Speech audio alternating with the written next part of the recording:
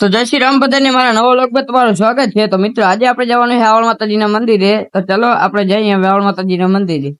આવડે મંદિર જાય તો આપણો ભાઈ ચડી ગયો થંભલા ઉપર અને પડતો પડતો જરાક ગયો ને હમણાં પેટી ઉઠી જાય તો હમણાં પડે જ મિત્ર. ચાલો આપણે જઈએ આવળ માતાજીના મંદિરે. ચલો કન્ટિન્યુ. તો મિત્ર આપણે ભગવાન આવળ માતાજીના મંદિરે હું અને બીજો ભાઈ આપણો પણ આવી ગયા. તમે બે જ ભાઈ હતા અને બીજો ભાઈ આપણી રૂપોભાઈ આવી ગયા. તો હાલો મંદિરના અંદર જઈને તમને દર્શન કરાવું. તો મિત્ર આપણે પૂજી માતાજીના મંદિરે તમે જોઈશો કે મેં દર્શન કરી લે. તમે દર્શન કરી લ્યો. આવું કાંક માતાજીનું મંદિર છે. આવડ માતાજીનું અહીંયા સાત બેન છે. આવડ માતાજીની જોગણ તોગડ ને માતાજી અને આપણા ભાઈએ પણ દર્શન કરી લીધા. એ જે ઉભો છે. ચાલો તમને પછી આરતીનો સીન દેખાડી ત્યાં સુધી બધાને તાતા. તો દર્શન કર્યા પછી થોડીક વાર થઈ ગયો આરતીનો ટાઈમ. તો હવે આરતી ટાઈમ છે. કુંડી લગાડે છે હવન કુંડ. અંદર તમને સીન દેખાડું આરતી.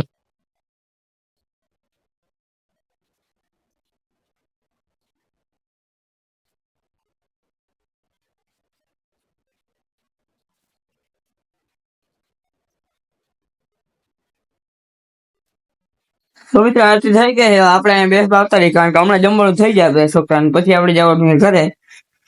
ચાલો હવે આપણે એને જમી લઈએ પછી તો મિની બ્લોગ ચાલુ કરી.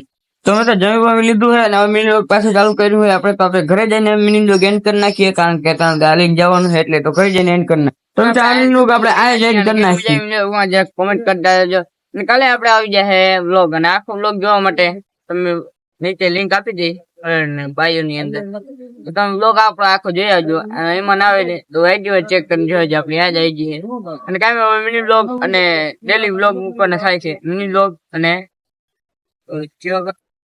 લોંગ વિડીયો અને લોંગ બ્લોગ એ પણ મૂકવાના છે. કન્ટિન્યુ આપણા બ્લોગ હવે આવતા રહે. લાઈક એન્ડ સબસ્ક્રાઈબ કરી નાખજો અને ઘંટડી બજાવી નાખજો એટલે આગળ પણ વિડીયો આવી જાય. જોવાની મજા આવી લાઈક કરી નાખજો, સબસ્ક્રાઈબ કરી નાખજો અને કોમેન્ટ કરી નાખજો. જય શ્રી રામ બધાને. જય દ્વારકાધીશ.